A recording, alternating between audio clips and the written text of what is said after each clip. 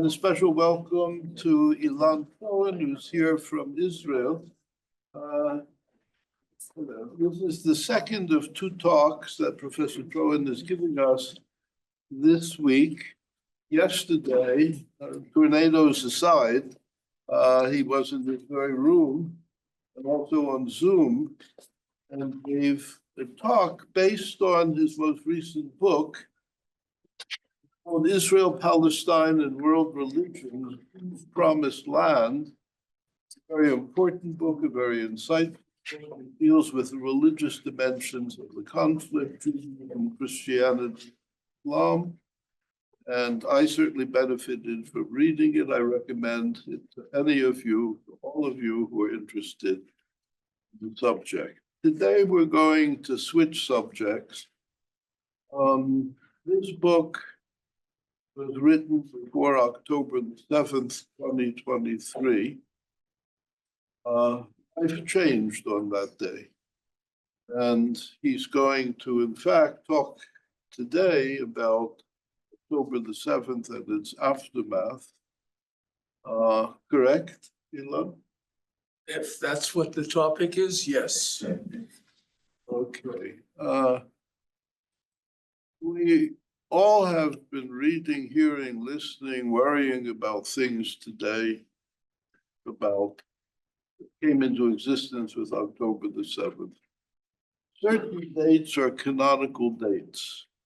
Life before and life after are not the same. 9/11 is such a date on the American calendar.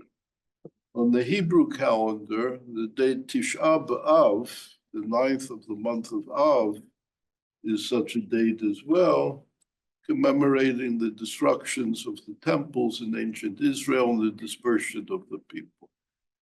It's still too soon to know if October 7th will, in fact, become canonized as such a date, but right now, it feels that way.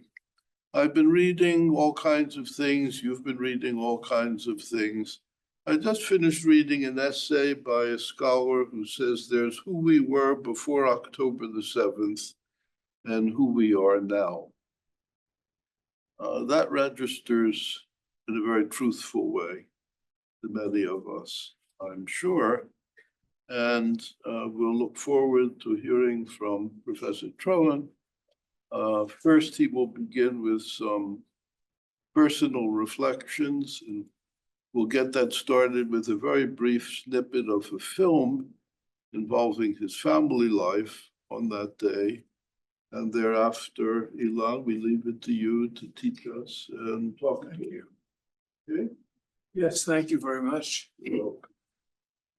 I'm glad to be back home in Indiana. For me, it is home. Some of you have heard this before. I actually got married in Indiana. Wrote my dissertation in the basement of my in-laws who lived on Dune Acres overlooking Lake Michigan, getting very pale that summer. And have a lot of connections with this place, and it's just nice to be here, professional and personal. And among the most cherished personal relationships are this genius, Alvin Roosevelt, who created at this university a magnificent center in ways that who in the world would have imagined that Bloomington would be a center for Jewish studies and, unfortunately, today, anti-Semitism studies. I want to begin. This is what I want to do. Yesterday, I was interrupted, and so was the audience. We had a tornado watch. It made me feel at home. Not the tornado.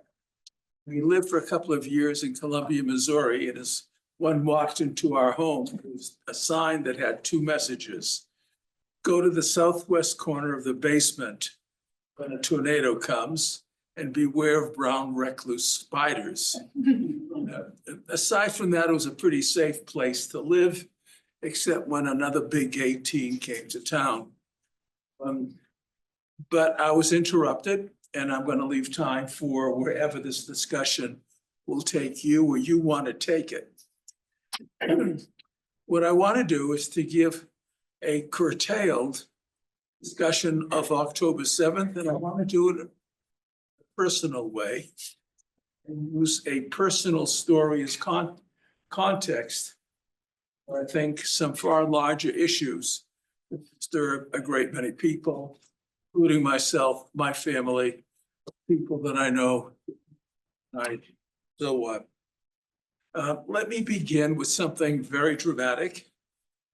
It's a snippet of a film taken from a news broadcast that features my grandson, Lopin, reporting to the news. I disagree with one thing that you said, and only time will tell whether or not we are right. I'm convinced that October 7th will become a watershed date in the history of the Jewish people. And I can say so for a number of reasons. It's not just the number of casualties. There were about 40 or so casualties in Kishinev in 1903. That's a watershed date. Scholars mark the Arab-Israeli conflict with the riots and the uproar of 1929, less than 200 casualties at that date. And I would argue it's not even the numbers.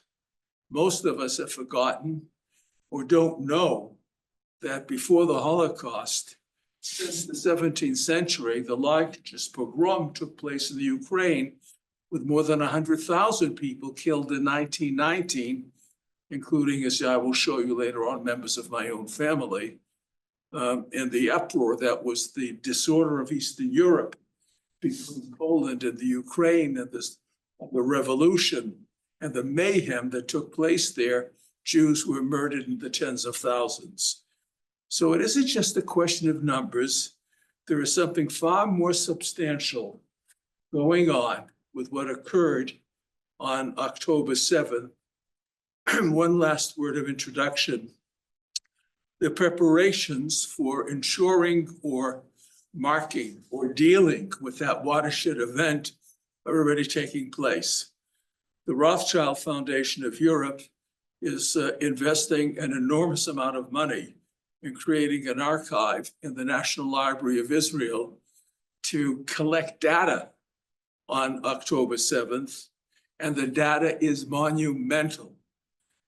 It's not just the diaries, the WhatsApps, the testimonies, the oral testimonies. It includes something which is extraordinarily rare and very valuable, that somebody was on our side, was downloading the broadcasts of the Hamas terrorists. And for the first 4 days, we have all the recordings of what they did. When they figured out what we were doing, that's when they cut it off. But what we have are the evidence of the events, what's taking place here, what was taking place in the centers of Europe and the streets of Europe. And there was a sense almost from the beginning that this is not a usual event. And using the technologies that are available that we have before us, we can really do something that took people decades after the Holocaust to begin putting together museums and archives and an ongoing process. There is so much data. It was explained to me that the data is in terabytes.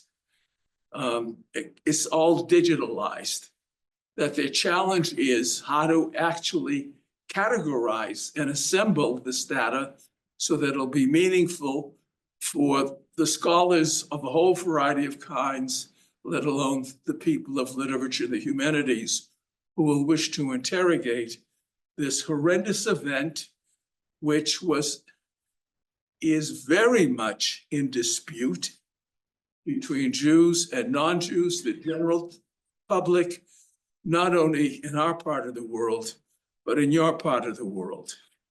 The issues are very, very large. I'm not going to cover all of that. What I expect to do is to try to give a sense for the event and a sense for what some of the issues are. Then we can see where the conversation will take us. So one last thing among the the events that are recorded are the news events.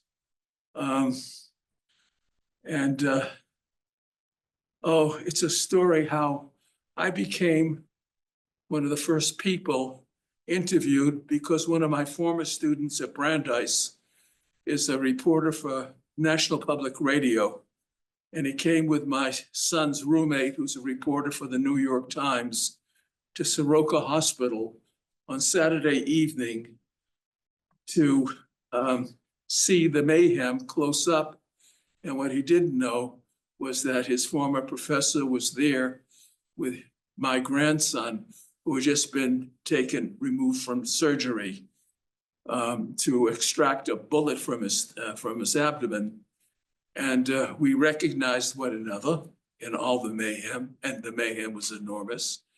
He pulled out from his pocket a recorder, and he said, look, Professor Troen, Ilan, do you mind if I record you? Now, ordinarily, I would have said no, but he was my student, and he was an A student, and somebody who I knew to be trustworthy, and I said, sure.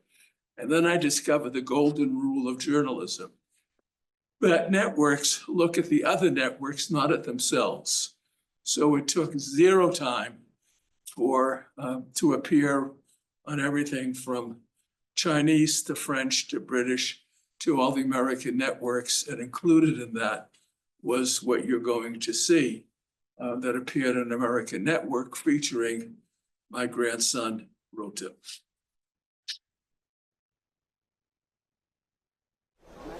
Yeah, good morning, George. Rotem Matthias is 16 years old and is Israeli-American. I've just spoken to him here at the hospital, surrounded by his family. He was shot in the attack that killed his mother and father. They were killed right in front of him.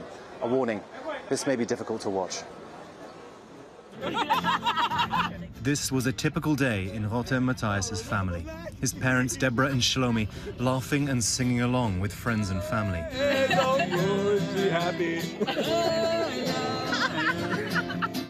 But 5 days ago, family bliss erupted into sheer terror when Hamas militants broke into their family's kibbutz, spraying gunfire through the windows.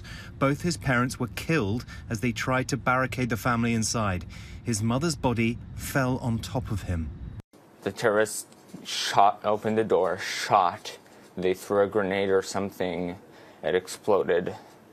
The last thing my dad said is he lost his arm, and then my mom died on top of me. Rotem hid under a bloody cloth for hours. Even when the terrorists returned to hunt for survivors, he managed to send a simple WhatsApp to an extended family text chain, writing, "Parents dead. Sorry." I just stopped my breathing. I lowered it down as much as I possibly could. I didn't move. I was terrified. I didn't make any noise. And I hoped, and I prayed for any God. I didn't really care which God. I just prayed for a God that they won't find me. That's very dramatic stuff. But what you should know, and why this is such a special event, is that we were all there. We live in a society, the we is we all live in a society of cell phones. I know some of you have cell phones that will alert you when the missiles are coming, even if you're in Bloomington. It doesn't take much, you just need the right app. And at 6:29 that morning, we began hearing ping, ping, ping, ping, ping. In the most frantic way. I got on the phone with our daughter, who lived a couple hundred meters from the border with Gaza. And we were on the phone with her till the end. And then we were on the phone with our grandson until he had 4% in his battery. We were able to give him counsel. Hey, Gibor, because he began saying he wanted to give up. And Hey, Gibor is be strong, be of good courage, be a hero, even in some translation. And to tell them we had a family WhatsApp group. In our family, there are everything but lawyers. There are professors and doctors social workers, a lot of people who've done military service. We're able to give them advice on what to do with the wound, what to do, where to go, and most of all, don't talk, text, because you can be heard. And indeed, the terrorists came back repeatedly to make sure that the work was complete. By then, he escaped to the laundry and hid underneath a blanket and somehow managed to escape.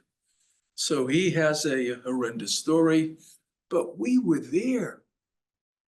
It's not like the war in which his grandfather, who was an American naval officer and a destroyer, and went away for a couple of years and was at Normandy, Okinawa, Sicily, and kamikazed off the coast of Japan, and didn't see my wife, his first child, for a year more, because that was the way in which wars used to be fought. This war took place. We are 45 seconds by missile from the Gaza border. Our kids are on the Gaza border. Israelis are not far. They do service that takes them there. We were all present. We all knew that something was happening, even though it was Simchat Torah, it was a festival. We were actually in Jerusalem and with Carol, my wife's mother, and to celebrate with another son, the festival. But we were there in the most manifest way possible, knowing what was going on. And despite everything, the message that we got from him, until the one son who was very religious came through the door that Sabbath morning with his collar torn, a sign of mourning, did we understand that what Lopin had told us, had sent us on the WhatsApp, that it wasn't a grotesque adolescent joke, but it was actually real, and the kids were gone. So this is also a different, I wasn't at Kishinev. Not that many people were at Kishinev or other places, but a whole society and people who cared about them were present with what took place. And what took place was an unbelievably large, and the only word to describe it is pogrom. A pogrom is an attack against civilians. It is not a military event. It is when civilians come under attack and are threatened with destruction because their identity is different than that of the attacker. So we knew that this was an event mired in hate, and that this hate was directed against us, and it was taking place now. That makes it special, unforgettable for my generation, not only just for those who lived through it. So with that dramatic introduction, let me just give you some background.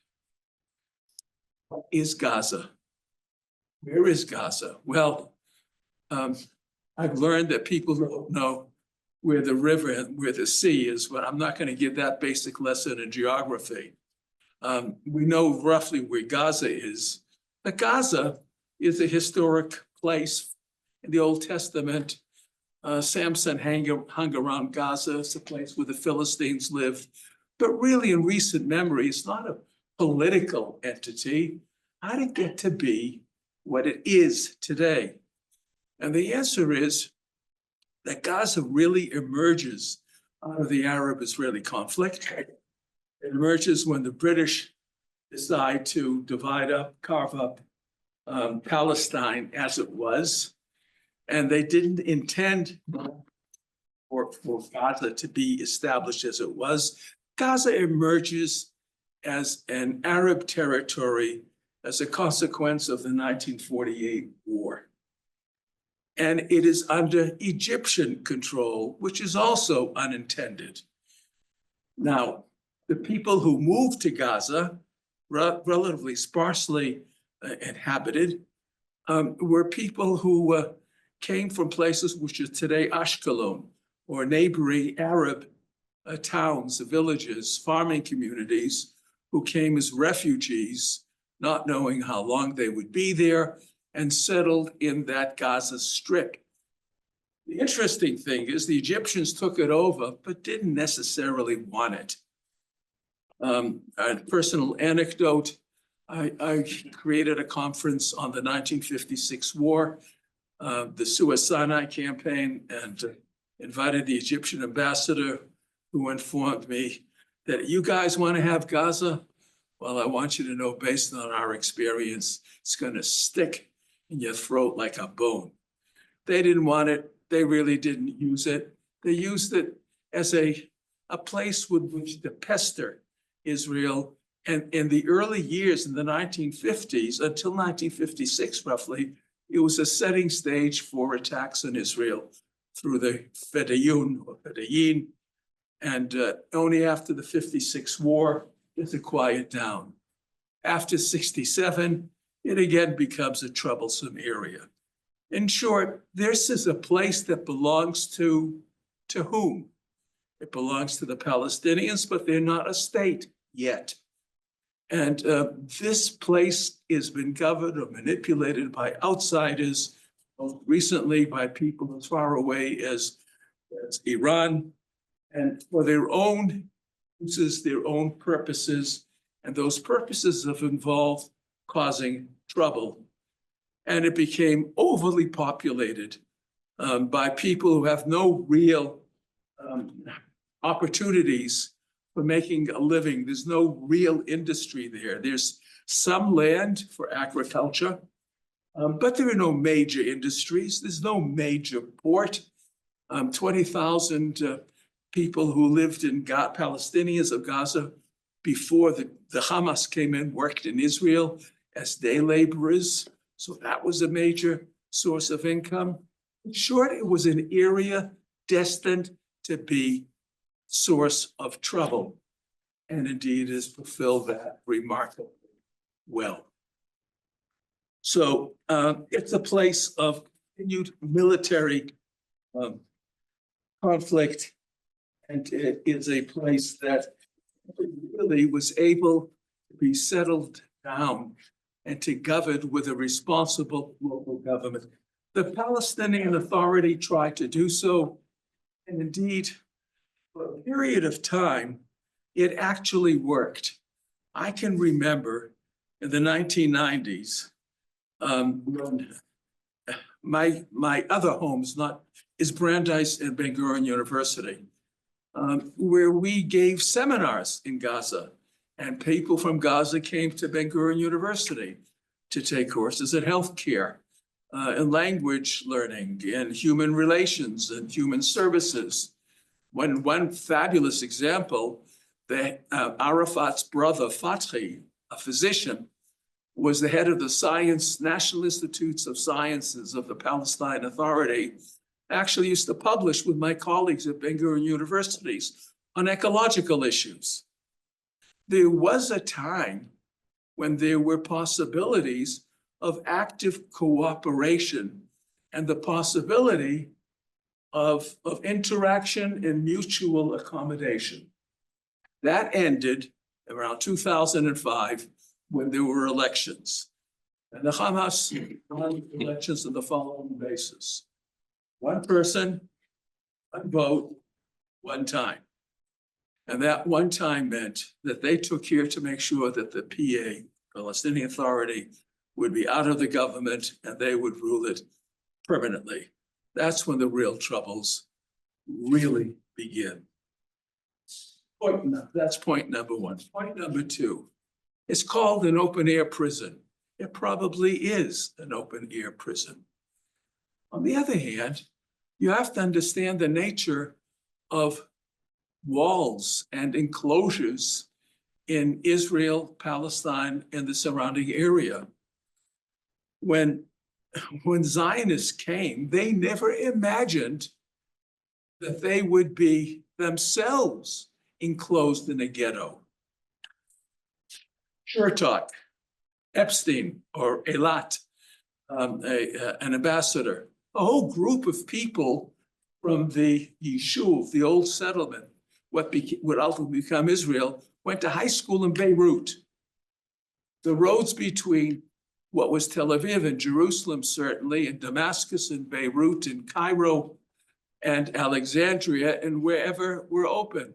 You can read in Edward Said's biography, no problem going from where his family lived in Alexandria to his other home on the southern part of Jerusalem. The building of borders to constrain Jews and to protect Jews and to protect Arabs is an unanticipated phenomenon. When the Hebrew University was established in 1925, it had a faculty for chemistry so that people would know how to make a living. Chemistry was the computer sciences of that period. There was a faculty for Jewish studies, that the study of Jews would no longer be merely the study of dead people with the texts they created, but the study of a living civilization. And there was a faculty of Oriental studies, so that those who would come to Palestine, the Jews who would come to Palestine, would know amongst whom they lived.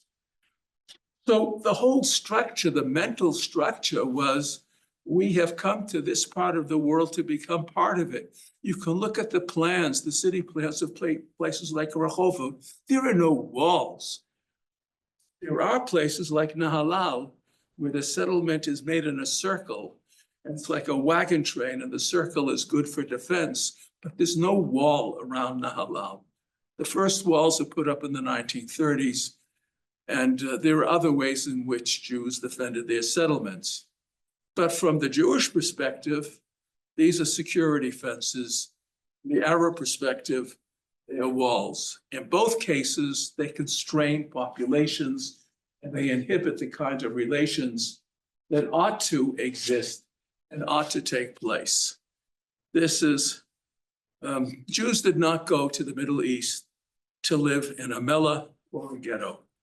They expected something far different, and they still hope for something far different, far more possible. All right, that's enough in Gaza, which is what it is. I would like to now tell some other stories by showing you,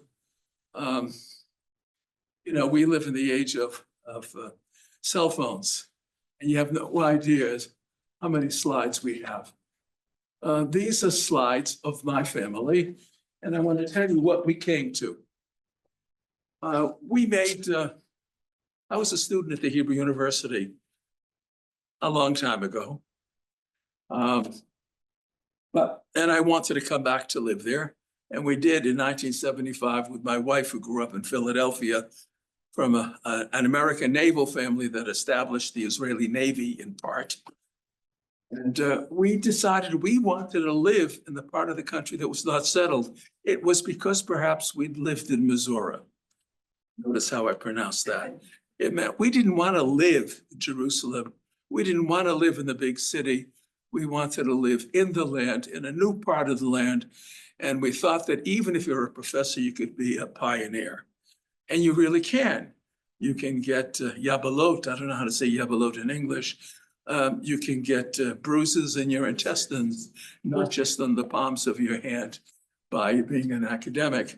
That's what we came to. And look at this picture. The young lady whom you saw earlier, who will be killed, is naturally a 2-year-older, who, not naturally a 2-year-older, but she's doing the natural thing for a 2-year-older. And what's she doing? She's not looking at the camera. She's looking at what she ought to look at. She's looking at the donkeys. Now, there was nothing there. Beersheba may have about 500,000 people today, a major university, Microsoft, and a whole host of the best tech companies in the world are there.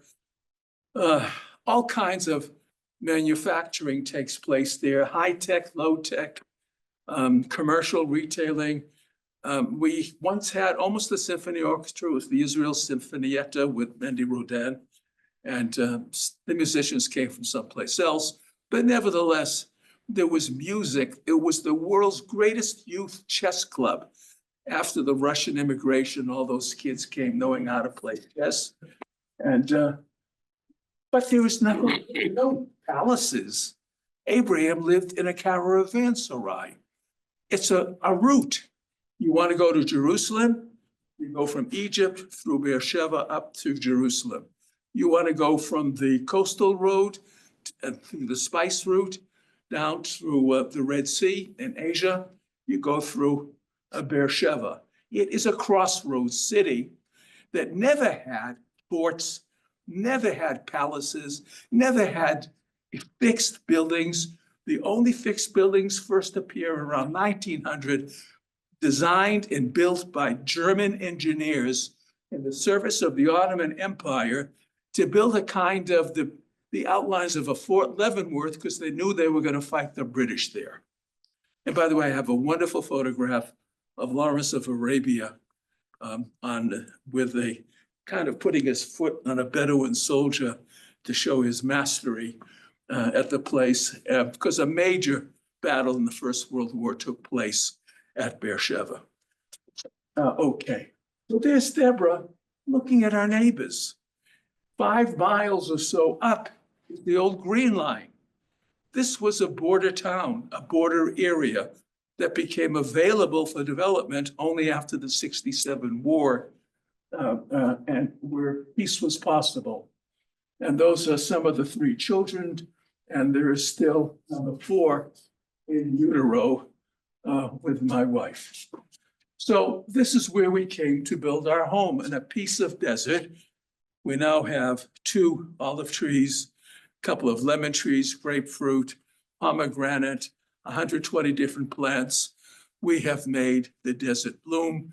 And that's the reason we chose to go there, aside from the fact that I had a job offer. That is the same spot, the deck of our home in 2002. We followed the biblical commandment, thou shalt begat and begat and begat. That's only a part of the family. At our Seder, there were more than 30 or so people. And people who hail from Hungary, the Ukraine, Central Europe, Karaites from Egypt, Habu Chatzira from Northern Africa, and the like. It is the veritable melting pot that the country was intended to be. And they're all productive people who work and contribute to the country. So it's a place where you come that was developed. And that kind of mentality is what our kids got. Next slide. That's the family, Deborah and Shlomi. Shlomi's parents come from Romania. His father was an electrical a specialist at the atomic reactor in Dimona. Yes, we have an atomic reactor in Dimona. I can tell the secret now. And his mother was a highly regarded accordionist and musician, as well as a social worker. And Deborah was the child of 2 academics. And these are their kids. A normal family who certainly did not expect what they would encounter. Next slide. This is important. What are the values of people who went to the Gaza envelope? Their values were, to the slogan of my other university, aside from Indiana and Brandeis, is bridge the social gap. Most people understood that bridging the social gap was to bring together European and Middle Eastern Jews. All right, centuries apart, and the most common kind of intermarriage was Moroccan and Romanian. Produced beautiful children, sometimes troubled marriages, but that's for another lecture. And but the other thing was to bridge the gap between Jews and Arabs. There is a significant Bedouin population. And the university from its very beginning and other institutions understood that if we are to live in this part of the country, and part of the responsibility of Israel is to integrate, not to live within walls and not to be separate, it means trying to find means for mutual accommodation. They founded a school. My daughter and son-in-law founded a school. Interestingly, they didn't call it Sarah or Abraham's children. They called it Hagar. Hagar was, of course, the wife who was cast out. It was a way of indicating they were interested in taking the additional step in order to reach out and bring people together. And this is important because this is not all that they did. There are at the university heads of departments of social work, education, and once computer sciences. The first Bedouin woman, and I can't begin to tell you what this requires, to bring Bedouin women out from the eyes and the purviews of their fathers and into the university where they are unsuperintended, and for them to go all the way to become a professor of gynecology. And that's the kind of effort, and it took sustained effort to do that. One could go on. More than 50% of the pharmacologists in Israel are Arabs. About 20+% of the students at Israeli universities are Arabs. My colleagues, the good liberals who want to do justice in the world, talk about boycott, divestment, sanctions. What the Arabs in Israel that I know want is more education, not boycotts. More, not less. Break down the walls. We want access. We want to have what you have. So in a whole variety of areas, whether it's medicine, education, the occupations, although living tends to be segregated, is that there are, well, for that matter, there have always been Christian towns, Muslim towns, Jewish towns. This is not a place like America where you have these indices of segregation. It's expected to be normal there. Identities are identities by community and by inherited identities. So these are Arabic and Arabs and Jews learning everybody's language, culture, visiting one another. This is what my kids founded, taught, participated in, and they weren't alone. The people who tended to go to Gaza envelope were people who were invested in social action of one kind or another. First of all, it's not a place where you went to make a lot of money. You wanted to be a bourgeois, go to Tel Aviv, or with all due respect, or to other kinds of places. But you want what you value is community, human values, human relationships. And this is part of its larger syndrome. Next slide. This is from the WhatsApp in the modern world. I mean, what if this is what a pogrom looks like from your cell phone. You can see the time. That's my son-in-law's cell. Lock all entrances, all attention on you. We did before entering the mamad. The mamad is the so-called safe room.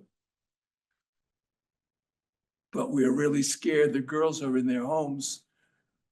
The girls were above 18. They were 19 and 21. And since they were above 18, they had their own accommodations. That saved their lives because the terrorists sought out family dwellings, not single dwelling. They assumed that single people 18 and above were working and would not be home. And someone kicked it, and so on. You can read this. And then mom and dad are dead, sorry, call help. One of the great tragedies is that it would take, and I don't know if we're going to have time to discuss this, the great failing of the Israeli military and political echelons.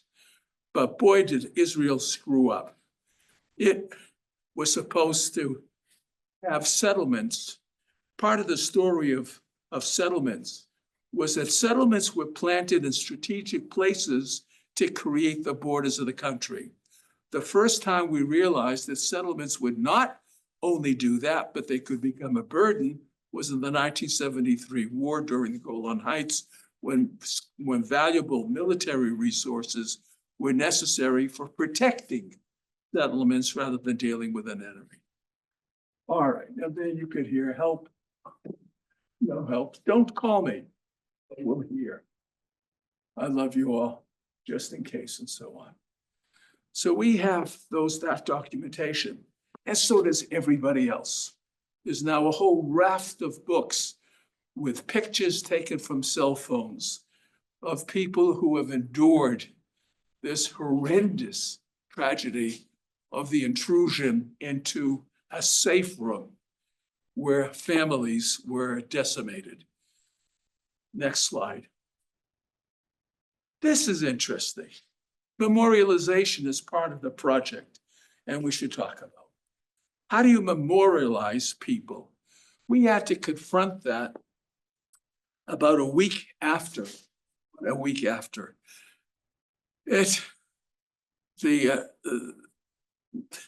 were killed on the Sabbath. We knew that their bodies had been discovered and identified, and not identified, been discovered, and that we were very, very, very lucky. But it would take until Friday for Shlomi to be identified, and Sunday until our daughter to be identified, DNA, dental records, and all the rest. There was such a mass of need, of dealing with such an unprecedented situation.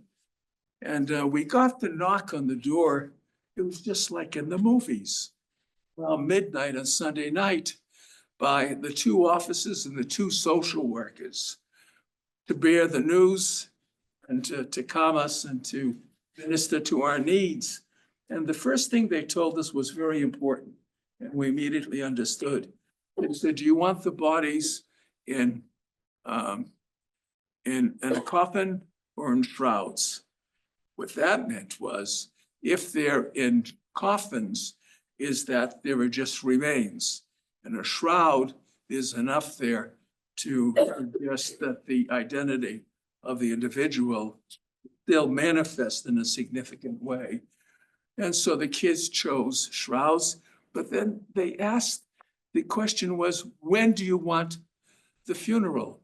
Now, we were lucky too. When we were a sabbatical, as academics go a sabbatical, our kids moved into our house with their dog, and who left scratch marks in all the doors. So they could claim to be residents of our community. And unlike the country in which you live, where cemeteries are large, especially in a big city, in a sense anonymous, we live in a place where every village has its own. And they were able to be buried in Omer, where we live.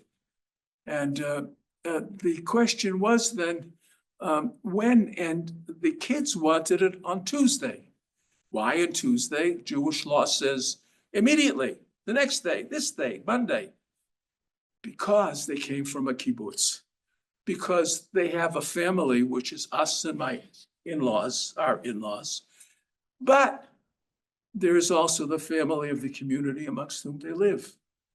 And they felt an obligation that they should have an opportunity for them to be present, but there was too much happening, couldn't happen. So the funeral was on Monday. But then the question comes, what do you put on a gravestone? And this is very telling. It tells you something not only about our children, but about the kinds of issues that that generation of victims had to deal with. First of all, it's Matthias in Hebrew. That's the name. But what you can't see is a verse from Psalms about our love being so strong that rivers cannot quench our love. It's And you'll see some more music lines. There were musicians. They went to the Israeli equivalent of the Berkeley School of Music. That brought them together.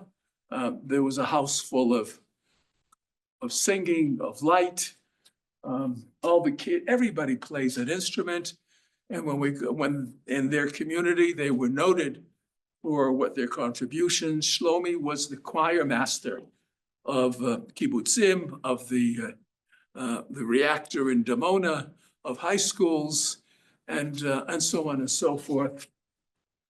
And those are lines from a Mati Kaspi Ehud Manor song, which they sang at their wedding that took place in our yard, which is also about their love. What they wanted was a monument to life, to living, and to love.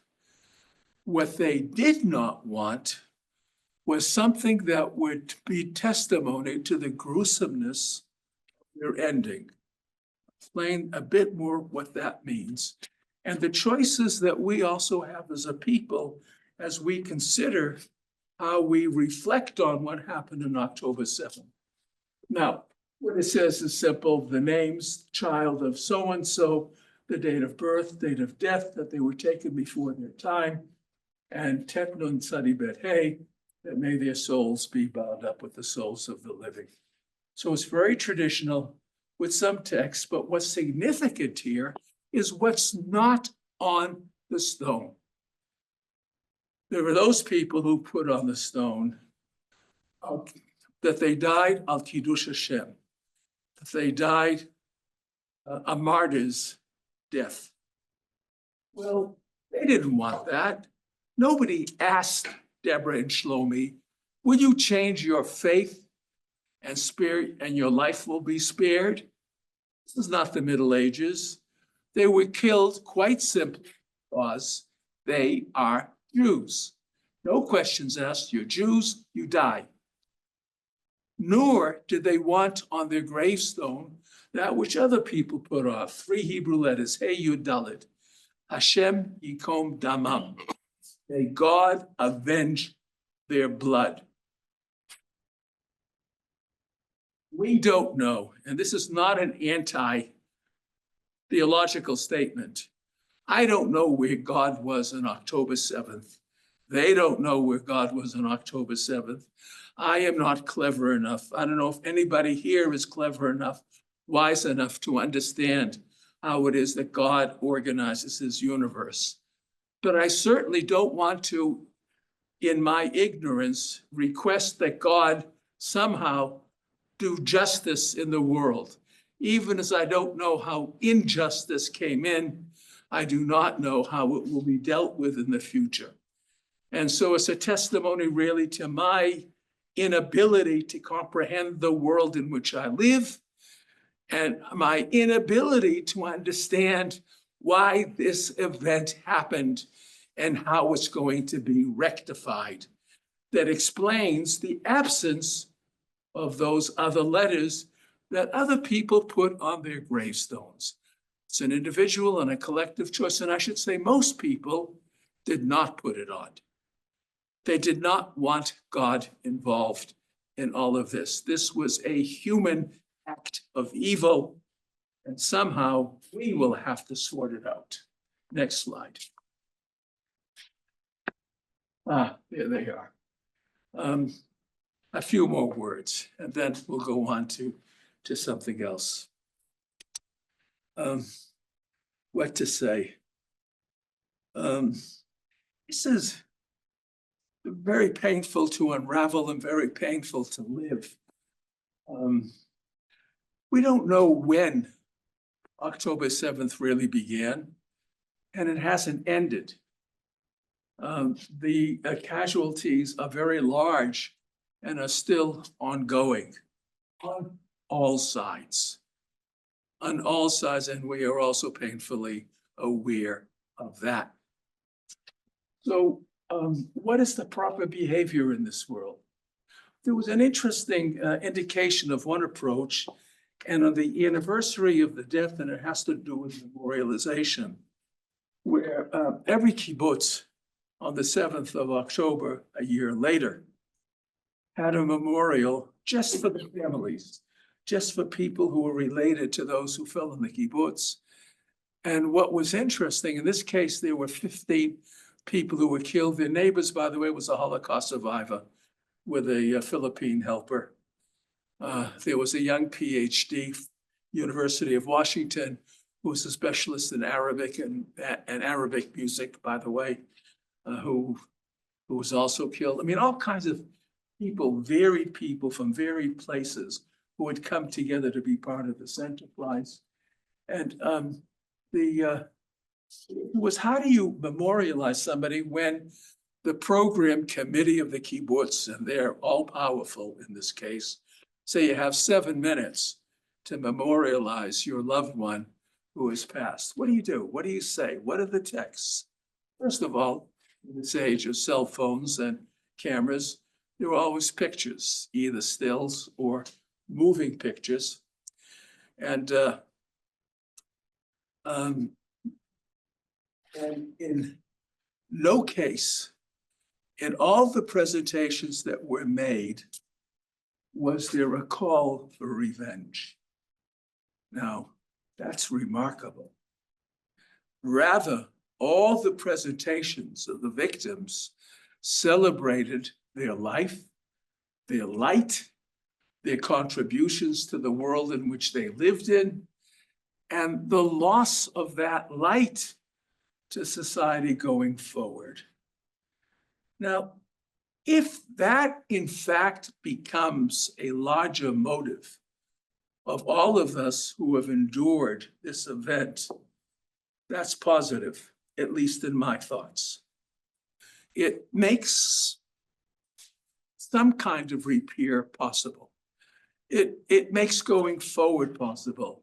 To live a life of anger and demanding revenge is embittering, diminishing, and is ultimately a negative motive. Whether all of Israeli society will behave like this, I can't predict. But I can tell you that those who came from the kibbutzim and those communities who chose to live around Gaza, that's very much there. And it goes to something that long endures after this event through the present. And that is the desire to return and to rebuild and to become part of reestablishing what was really an extraordinary dream. First in Gaza on my 150C Vespa in 1961. And as I came across what was really a mauve brown desert with very little growing there, and occasionally one would see a clump of houses in what would eventually be a kibbutz settled by people from Argentina, from youth movements from England, from the United States, from a whole variety of places, Holocaust survivors, you name them. If you would go there today, even today after the destruction, what you would see would be a large swath of a green utopia that is a kind of breadbasket of what that part of Israel has become. The notion of making the desert bloom, of bringing life to this place, has been realized. And the people who did it are their parents, their friends, their neighbors, they themselves. And that's not something that you want to give up on. That's something that's encouraging, energizing, and invites, well, the word that people use is resilience. Standing firm is gathering one's strength and encountering all the difficulties, and there are difficulties. The immediate difficulty is, when can you go home? There are times missiles still come over. Now, you don't have this. I could not build my home without a bomb shelter. It's reinforced concrete, 18 inches thick. The building, I was the founding dean of my faculty, Humanities and Social Sciences. the largest building in the Negev at the time. It could not be built unless we first built the bomb shelters. So that we know that there are special requirements here. And those requirements have to be met. And we're living in conditions where there are still missiles firing. What I experienced yesterday in Bloomington was very familiar, except you didn't have any big metal doors to downstairs. But the siren was familiar, and I know exactly what to do. And I am very well trained and seasoned in reacting to a siren when it goes off.